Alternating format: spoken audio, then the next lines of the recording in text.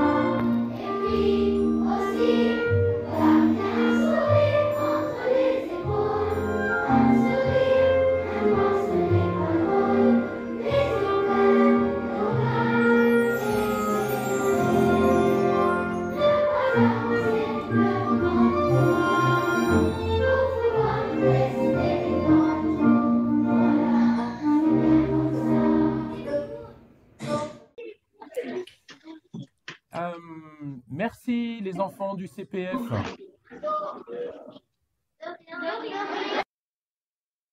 Merci beaucoup. Alors Julien, voilà, nous avons plein d'enfants qui sont au Liban, qui ont préparé, qui ont écouté. Alors certains vont préparer toutes les chansons avec de la mise en scène, d'autres vont préparer quelques chansons de votre œuvre. Nous n'irons pas à l'opéra, donc on a expliqué ce qu'est un opéra pour enfants. Et bon, on va rentrer tout de suite dans les questions qu'ont préparées les élèves.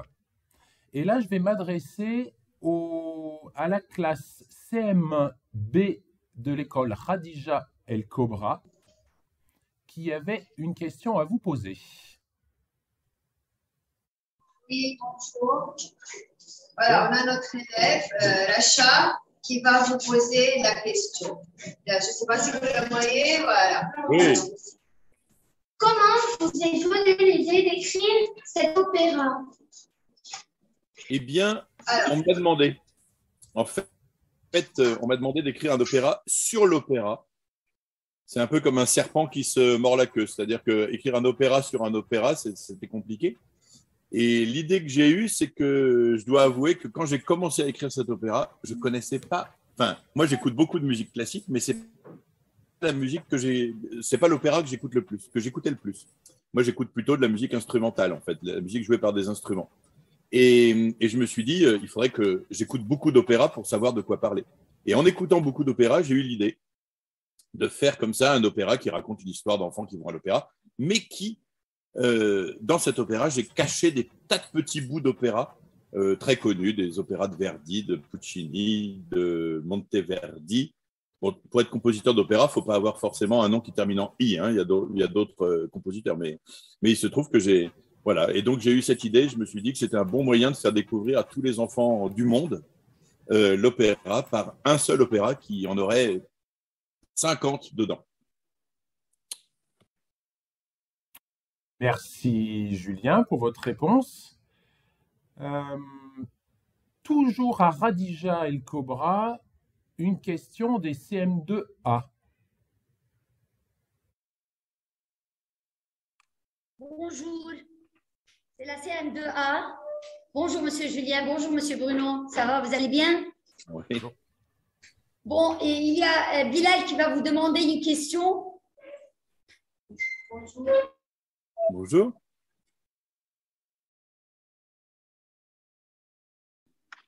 Quelle chanson vous plaît le plus dans le répertoire? Pourquoi? La question, c'est dans l'opéra, hein, c'est ça? Dans l'opéra, la chanson qui me plaît le plus, c'est à la fin, quand le maître ou la maîtresse a disparu. Parce que, pour vous raconter une histoire vraie, quand j'ai écrit cet opéra, j'avais un fils qui avait 4 ans. Et à chaque fois qu'il écoutait cet opéra, il l'a entendu beaucoup de fois parce qu'il m'a entendu travailler. À chaque fois, il se mettait à pleurer en disant « Je sais qu'elle va revenir, je sais que la maîtresse, elle va revenir, mais c'est tellement triste !» Et en fait, il ne pouvait pas s'empêcher et de pleurer et de me redemander la chanson. Donc, je suis très ému à chaque fois que j'entends cette chanson. Alors, je pense que c'est ma préférée. D'accord, merci pour cette réponse. La dernière, c'est bien de terminer sur une note d'une chanson qui vous plaît. A-t-on retrouvé les élèves de Radija, CM2A?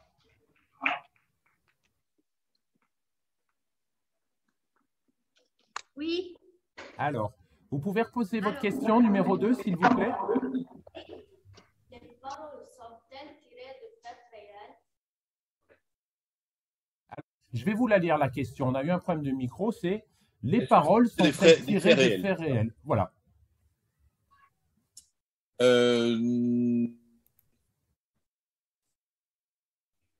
Non, aucune chanson. Mais on a du mal à imaginer quand même une maîtresse, non, un chauffeur de car qui accepterait de faire demi-tour d'un voyage prévu. On aurait quand même du mal à imaginer une maîtresse qui décide que, allez, on s'en fiche, on y va, puis on va passer la journée. On aurait du mal à imaginer un metteur en scène d'opéra qui avait oublié qu'il y avait un cœur d'enfant. On aurait du mal à imaginer des parents qui oublient leur enfant et puis qui reviennent que le soir à l'opéra. Donc en fait, je pense qu'il n'y a rien de possible, mais c'est ça qui est bien dans l'opéra. Quand on raconte une histoire, c'est que quand on raconte une histoire, tout est possible. Et donc rien n'est possible en vrai, mais quand on raconte une histoire, tout est possible. C'est pour ça que j'écris des histoires. Merci. Question numéro 4 par le CM2A des 5 heures Aïn Najem.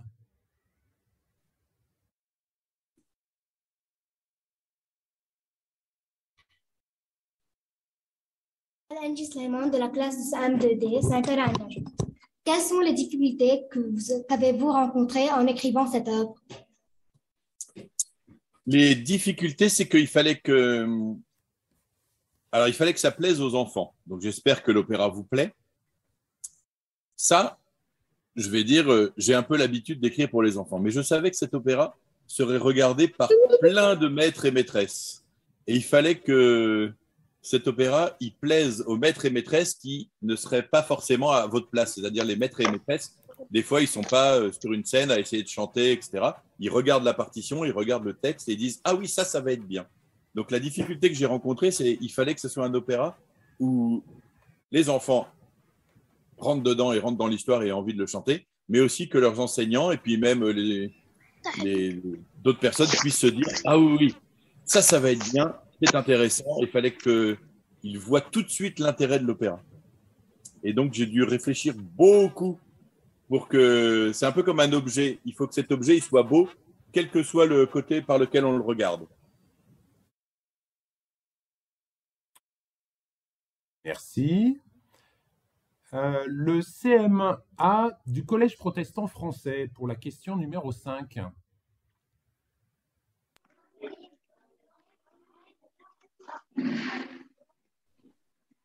Combien de temps cet opéra a-t-il pris pour être réalisé? Je pense que j'ai dû mettre 3 mois. Mais pendant très longtemps, je n'ai fait que des brouillons que j'ai jetés. Parce que j'ai commencé à travailler, j'ai trouvé des idées, j'ai tout noté. Vous voyez, sur mon bureau, j'ai plein de papiers comme ça, c'est des brouillons. Et peut-être que ça, je vais le jeter bientôt. Là, je crois que c'est une bonne idée. J'ai travaillé dessus ce matin. Et puis peut-être que demain, je vais me rendre compte que non, ça va pas, c'est pas des bonnes idées, alors je vais le poser à côté, etc. Donc pendant facilement 1 mois ou 1 mois et demi, toutes les idées que j'avais, elles étaient pas bonnes. Et puis après, en 15 jours, tout s'est écrit. Donc je pense en tout 2 mois. Merci Julien. C'est un petit peu comme vous, quand vous écrivez en classe, vous écrivez une histoire ou quelque chose, on commence par écrire et puis on n'est pas content de ce qu'on a fait. Et on revient dessus, on garde une petite idée, on développe. C'est un petit peu la même chose. Question de la classe de Rima Kabani au lycée Verdun, la question numéro 6. Question très très précise, celle-là, musicale. Bruno. Comment pouvons-nous apprendre certaines chansons Alors. Comment pouvons-nous apprendre certaines chansons difficiles à chanter, c'est ça? Ouais. Moi, mon secret, mais je ne sais pas si c'est un secret, hein, c'est que je dois apprendre à aimer la chanson avant de l'apprendre. C'est-à-dire que je pense qu'on est incapable d'apprendre quelque chose qu'on n'a pas envie d'apprendre. Alors, je m'arrange pour aimer la chanson. Parfois, il y a des chansons, j'ai du mal à les aimer. Alors, dans mon opéra, j'espère qu'il n'y a pas trop de chansons que vous avez du mal à aimer.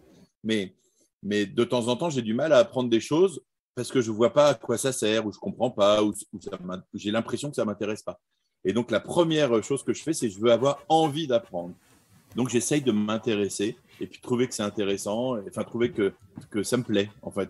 Et alors, si jamais la chanson nous plaît, on n'a qu'une envie, ben, c'est l'apprendre. Et puis, peut-être apprendre celle d'après qui nous plaisait encore moins. Et puis, oh non, en fait, elle est super, etc.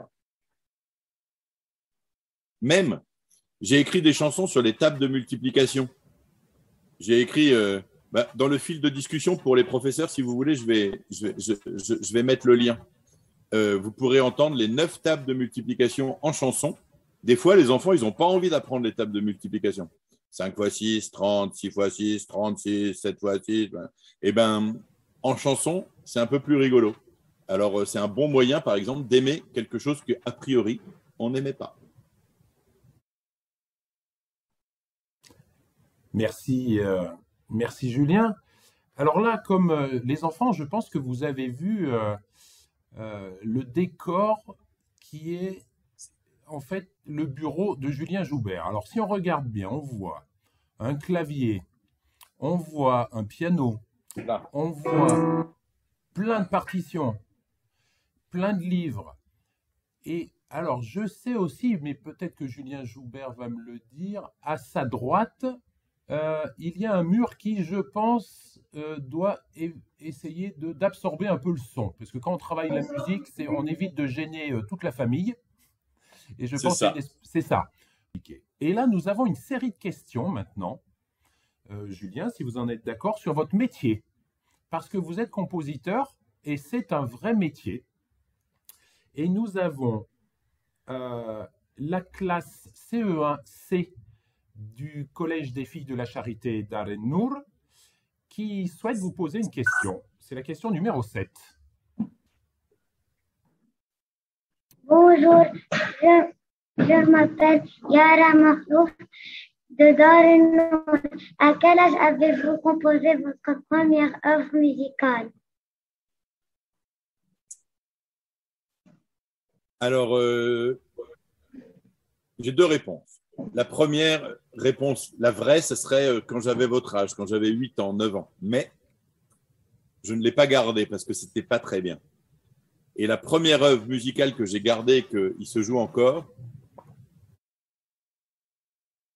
j'avais 17 ou 18 ans. Aujourd'hui, j'ai 48 ans, donc ça fait 30 ans que ma musique parcourt le monde, la France, les écoles, les salles de concert, les orchestres. Et donc, on va dire 17-18 ans. Et donc, ça fait 30 ans que j'écris de la musique tous les jours. Tous les jours. Je me permets là tous les jours, vous écrivez de la musique. Oui, alors parfois, c'est compliqué parce que je travaille. Enfin, je rencontre des gens. Par exemple, là, pendant qu'on discute, je n'écris pas de musique. Mais je me suis arrangé pour travailler ce matin, par exemple, pour travailler avant. Chez vous, il est 11h et quelques. Moi, il est un peu plus tôt. Il est 10h. Il est 10h20, mais en fait, je me suis levé vers 7h moins le quart, et puis de 7h30 à 9h30, j'ai travaillé, j'ai composé. Un exercice quotidien. Les CE2 du collège Louise Wegman, Chamoun. Bonjour. Pourquoi avez-vous décidé de devenir compositeur? Bonjour, excusez-moi. J'ai envie de vous répondre la vraie réponse. Mais des fois, je triche dans ma réponse. Des fois, je ne dis pas la vérité. Mais là, je vais vous dire la vérité. J'ai décidé de devenir compositeur parce que quand j'étais enfant ou adolescent, j'étais timide. Et j'avais beaucoup de mal à dire mes émotions avec des mots. Alors, quand j'ai découvert qu'avec la musique, j'étais capable de passer mes émotions sans être obligé d'utiliser des mots, Parce que c'est facile de dire je suis triste, ou je vais bien, ou je suis heureux, ou j'ai envie de rire. C'est très facile de le faire en musique, les émotions. Quand je me suis aperçu que ce n'était pas utile de dire des mots en écrivant de la musique et que ça pouvait passer autant d'émotions, je me suis dit que c'était ça qu'il fallait que je fasse. D'accord, comme un moyen de vous exprimer. C'est ça. La question suivante, un petit peu précise, des sixièmes de l'Institut moderne du Liban, Fanar. La question numéro 9. Je me présente, je suis Charles Berlese de la classe de 6e à l'Institut moderne du Liban. Pourquoi vous vous êtes orienté vers la composition d'opéra pour enfants? Elle est bien cette question aussi. On est nombreux, donc tous vos maîtres, toutes vos maîtresses, et moi, on fait partie des gens qui savent quelque chose que beaucoup de gens oublient. C'est que dans très peu de temps, vous serez tous des adultes. Vous avez l'impression que c'est dans longtemps que vous serez des adultes, mais en fait, c'est dans pas longtemps du tout. Et je me dis que c'est très important de faire de l'éducation artistique, d'apprendre ce que c'est que l'art, les belles choses, la musique, la peinture, le cinéma, la littérature, la poésie, le théâtre. Et c'est très important de faire ça quand on est enfant, parce que moi, j'ai 48 ans, mais je compte sur vous pour que le monde de demain soit un peu plus joli que le monde d'aujourd'hui. Et si je veux que le monde de demain soit plus joli, alors ça passe par l'éducation, notamment l'éducation artistique. Alors je trouve ça tout naturel pour un compositeur d'écrire pour les enfants, parce que je veux que le monde de demain, le monde de mes enfants, de mes petits-enfants si j'en ai, soit un monde joli. Et je compte sur vous. Merci. Très jolie question à venir également du CM2B de Khadija El Kobra.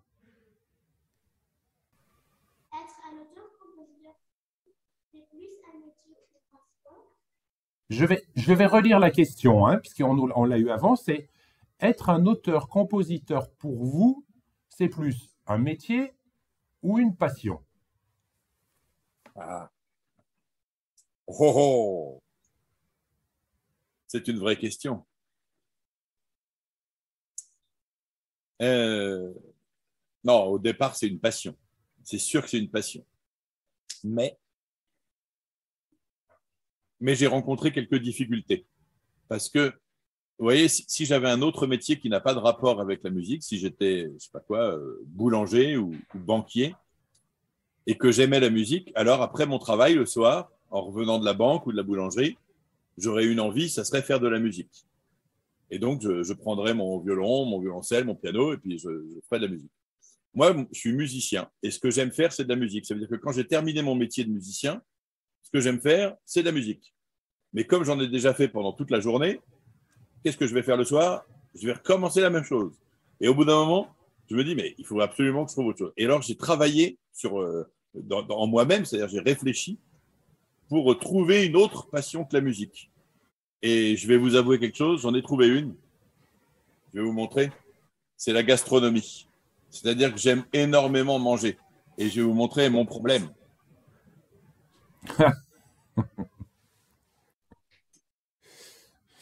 C'est un problème. Un ballon. Ma deuxième passion, elle cause des... C'est pas un ballon, non.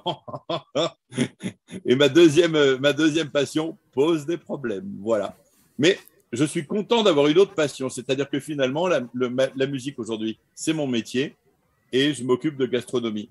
Et comme ça, entre nous, j'adore la cuisine libanaise. Mais j'adore ça passionnément. C'est une des plus grandes cuisines du monde, je pense. Ah, je confirme. Invitez-moi, je viens. Avec plaisir. Merci, Julien. Là, quelque chose de plus général sur le métier de compositeur. Une question posée par le collège Melkart, le CM2B. Question numéro 11. Bonjour, monsieur. Bonjour. De quoi vous inspirez-vous pour pouvoir composer? je crois pas beaucoup à l'inspiration. L'inspiration, des fois, on imagine le compositeur ou l'auteur qui est près de sa fenêtre et puis qui est avec son crayon comme ça, qui fait. Il vient jamais rien dans ces cas-là. Moi, je crois au travail. C'est-à-dire que je fais des brouillons, des brouillons, des brouillons, des brouillons. Je rature, je recommence, je rature là. Et en fait, je crois moins à l'inspiration qu'au travail. Mais puisqu'il faut trouver quand même un point de départ, ben, je m'inspire de ma vie, du quotidien, des choses normales dans la vie.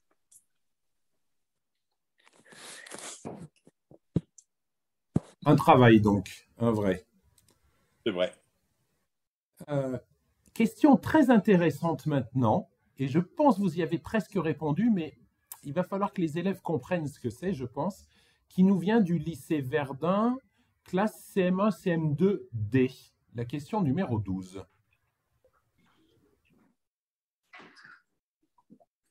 Quelqu'un qui n'a pas de don musical, peut-il écrire et composer un opéra? Je ne sais pas exactement ce que c'est un don. Enfin, je connais le mot. Hein. Je ne sais pas ce que c'est un don musical.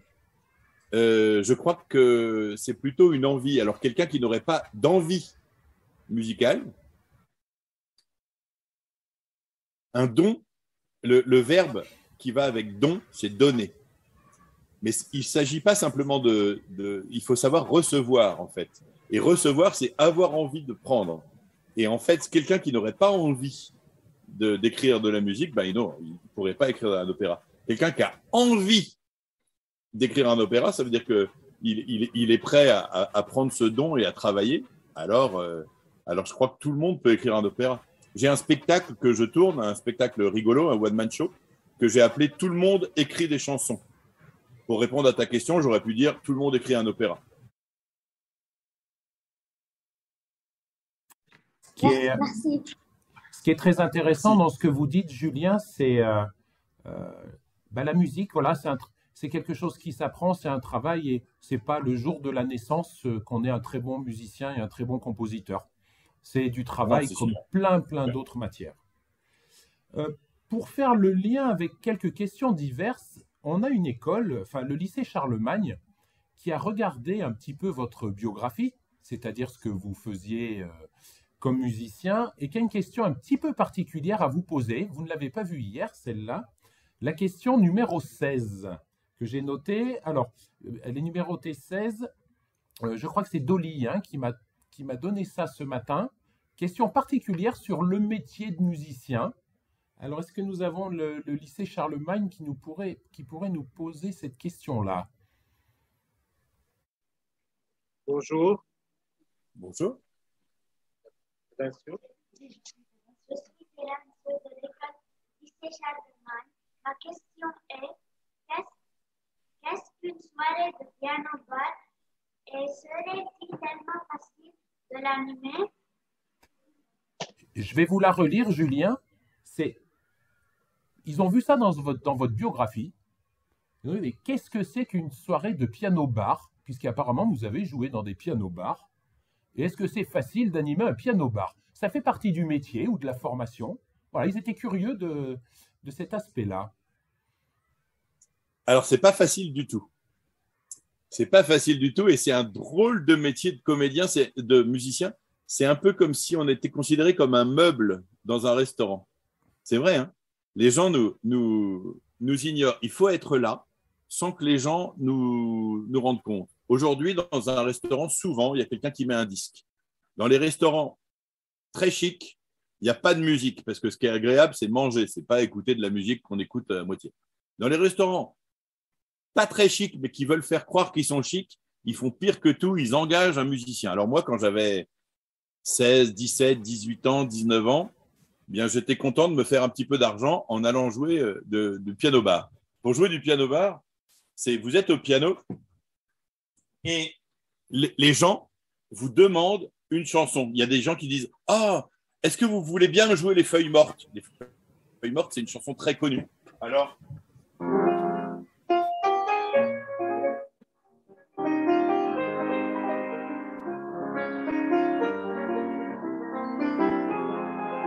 puis après, l'instant d'après, il y a quelqu'un qui dit, ah oui, est-ce que vous voulez bien jouer La Mer de Charles Trenet? Alors, à moi, et puis je fais...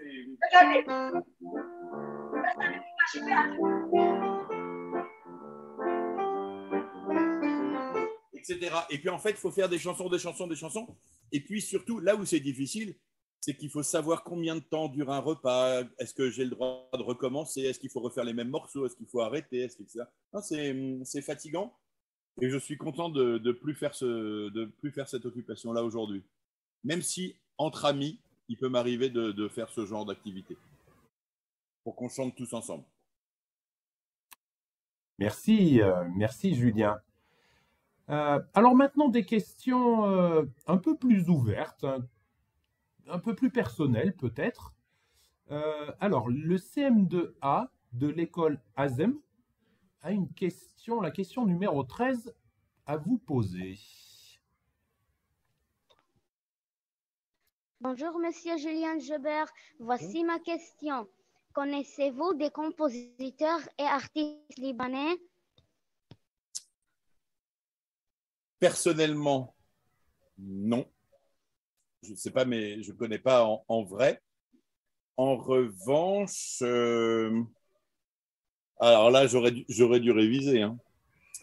Il n'y a pas un nom comme... Je peux vous dire. Oui. Je sais les deux frères Rahbani, ils composent Fayrouz et encore Abdelrahman Bacha. Moi, je disais Rabani, c'est ça? Oui. Comment tu dis Rabani? Enfin, les frères? Oui, c'est ça. Je vais aider Samar. Ce sont bien les deux frères Rabani. Marie oui. Est beau-frère de Férouz. Le fils Rabani aussi compose. Et ouais, il y a vraiment un travail. Il y a énormément de musique. Mais pour moi, c'était des vieux. C'est-à-dire que c'est 1940, quoi. Alors, c'est un tout petit peu après. Il y a le fils Rabani qui compose toujours. Et Férouz, qui a 93 ans, je crois, qui chante toujours. D'accord, ben voilà, c'était le nom qui me venait, Rabani, mais je l'avais sur le bout de la langue. En dehors de ça, je connais pas assez la culture libanaise. Mais je promets que si vous m'invitez, je me renseignerai avant. Écoutez, je promets que dès qu'on aura terminé cette conférence, cette visio, c'est ça que je mettrai pour manger. J'essaierai de manger libanais, tiens. Allez, on vous attend. On a une grande hospitalité. Bienvenue à tout moment. Merci bien. Question, merci Dolly. Question un petit peu ouverte également, musicale toujours mais ouverte, des CE1B des filles de la Charité, Darren Nour, la question numéro 14. Peut-être question piège. Christina Nam, c'est un B de Darren Nour. Quelle est votre œuvre musicale préférée? Je pense que je crois que ça serait une œuvre de Jean-Sébastien Bach. Je dirais La Passion selon saint Matthieu ou bien la Messe en si de Jean-Sébastien Bach.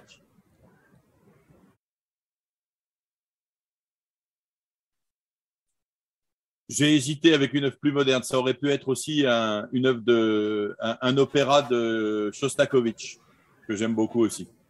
Mais voilà, je pense que c'est Jean-Sébastien Bach. Pourquoi?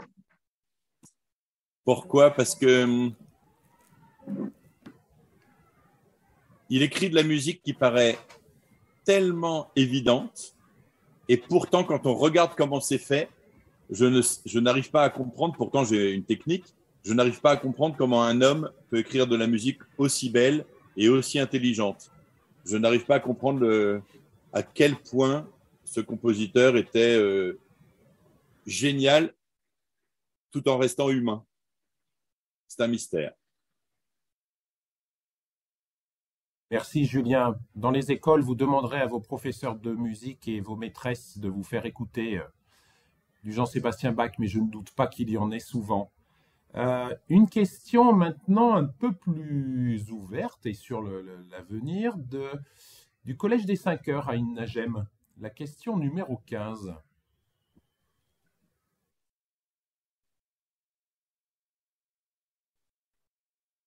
Alors, je m'appelle Joey Callahan du collège des 5 heures à Innagem et j'aimerais vous poser la question suivante. Quel serait votre prochain projet? En ce moment, je travaille sur une œuvre pour… j'ai 2 projets en même temps. Là. Aujourd'hui, je travaille sur une œuvre pour violon seul. C'est ça que j'ai travaillé ce matin. Une œuvre pour violon seul pour un professionnel. Et en même temps, j'écris un opéra pour un chœur professionnel autour d'une œuvre de Jules Verne. C'est un roman d'aventure qui s'appelle « Les enfants du capitaine Grant ». C'est l'histoire de 2 enfants qui font presque le tour du monde pour retrouver leur père disparu en mer. Voilà. Donc, j'ai 2 projets en même temps. Mais les enfants du capitaine Grant, j'ai presque fini. La composition. Par contre, le chœur et tout ça n'ont pas commencé à travailler parce qu'ils auront la partition ces jours-ci. Merci, merci Julien. Je vois qu'il y a une main levée au collège Mont-la-Salle. Peut-être y a-t-il une question qui n'était pas prévue. Il nous reste une petite minute. Oui, on a une question. Bonjour. Est-ce que l'opéra est un style musical qu'il faut élaborer et étudier, ou c'est déjà dépassé pour des nouveaux styles plus récents et contemporains? Oula. Ah non, moi je pense que l'opéra, c'est absolument un style qu'on doit étudier. C'est l'art total, en fait, l'opéra. C'est du théâtre, de la musique, évidemment, une histoire, c'est de la psychologie pour que les personnages soient intéressants. C'est évidemment visuellement des décors, des costumes, etc. Donc, c'est un art dans lequel on peut mettre tous les arts, ou quasiment tous les arts. Donc, je pense que l'opéra, c'est un art qui, j'espère, ne mourra jamais. Il va évoluer, hein, forcément. Aujourd'hui, dans un opéra, on peut mettre du cinéma, on peut mettre des images, ce qu'on ne mettait évidemment pas au 19e siècle quand le cinéma n'existait pas. Mais non, l'opéra, c'est sûr, c'est un art fabuleux. Bien. Eh bien voilà, nous avions prévu 3/4 d'heure de visio, d'échange en visio avec Julien Joubert et les élèves. Je suis vraiment très satisfait du nombre d'élèves. C'est assez impressionnant, hein, entre les connexions individuelles et les enfants dans les grandes salles. Vous voyez, ce qui était intéressant pour nous, c'est que parfois on chante des choses et on ne sait pas d'où ça vient. Voilà, vous savez d'où ça vient. Vous avez vu que c'est Julien Joubert qui, dans son bureau rempli de claviers, de livres, de papiers, de brouillons avec des stylos, qui a réfléchi pour écrire cette œuvre « Nous n'irons pas à l'opéra ». Est-ce que, Julien, vous voulez conclure peut-être pour nous donner un petit peu d'élan, puisque vous savez qu'au Liban, c'est un petit peu difficile alors comme dans le monde entier, le Covid, un petit souci d'électricité, de présence dans les classes, ou la difficulté. Comment vous pourriez nous stimuler encore un peu plus pour bien préparer votre œuvre?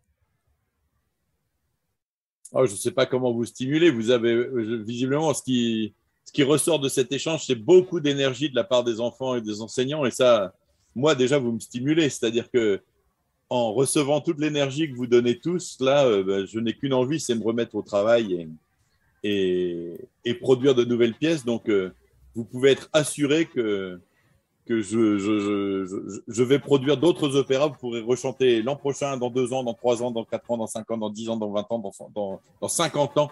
Vous aurez toujours des choses à chanter.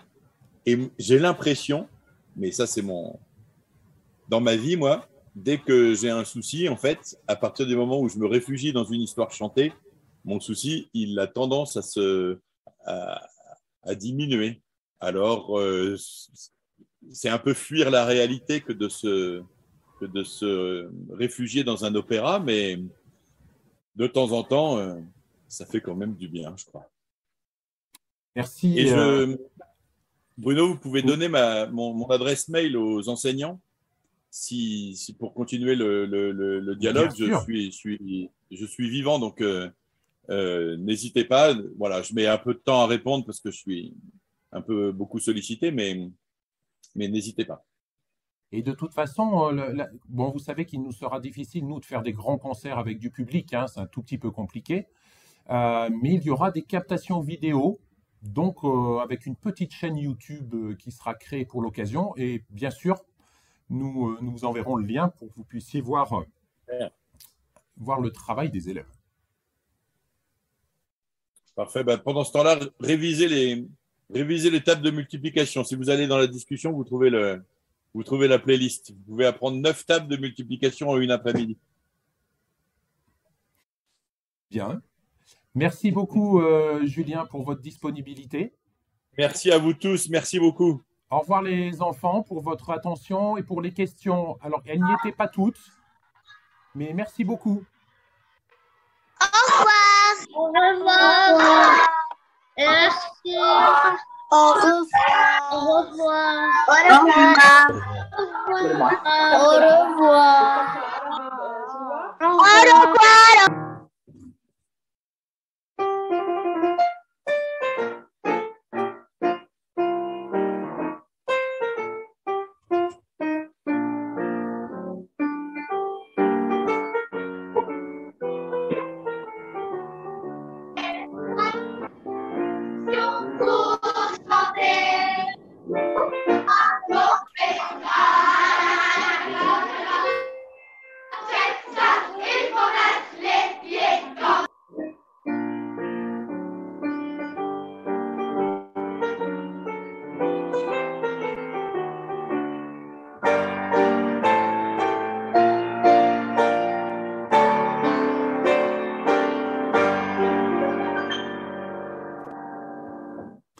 Merci Julien.